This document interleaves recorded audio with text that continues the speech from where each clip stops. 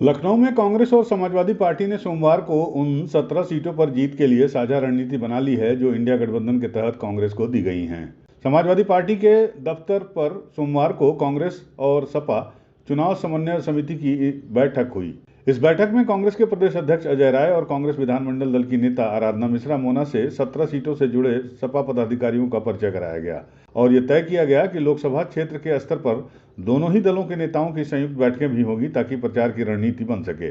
समन्वय समिति की बैठक में सपा ने स्पष्ट कर दिया कि कांग्रेस इन सीटों पर किसे टिकट देती है ये उनका अंदरूनी मामला है, लेकिन इन सीटों पर चुनाव लड़ने के लिए सांगठनिक तैयारियों में कोई कमी नहीं होनी चाहिए।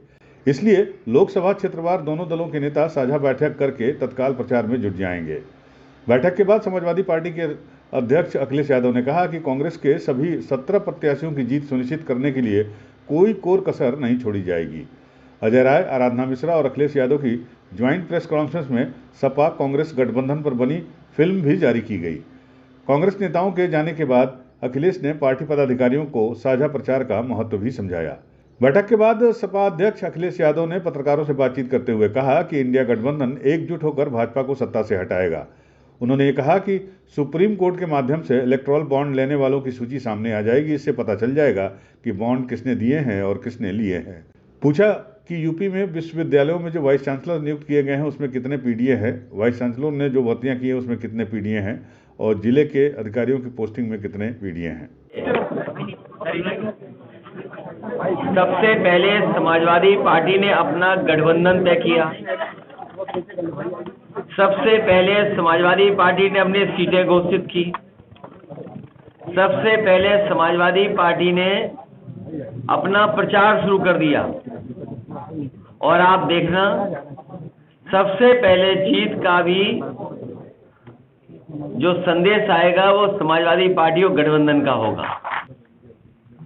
इन्होंने अंधकार में किया तो 60 लाख गुणा 3 1 करोड़ 80 लाख और 1 करोड़ 80 लाख का अगर हम भाग दे देंगे 80 लोकसभाओं से तो 2,25,000 वोट इनके कम हो गए हर लोकसभा में। ये घबराहट है।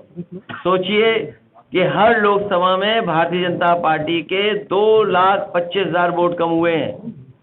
और जो लोग किसान की आय दोगुनी की बात कर रहे थे, क्या आय दोगुनी हो गई?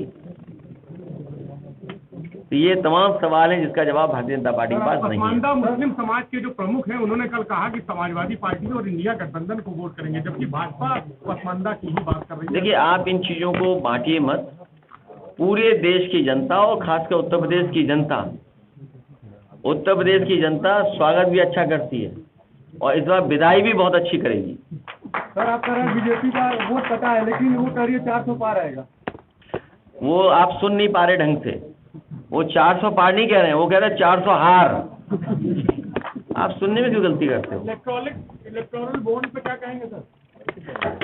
हमें कम मिला, ज्यादा मिलता।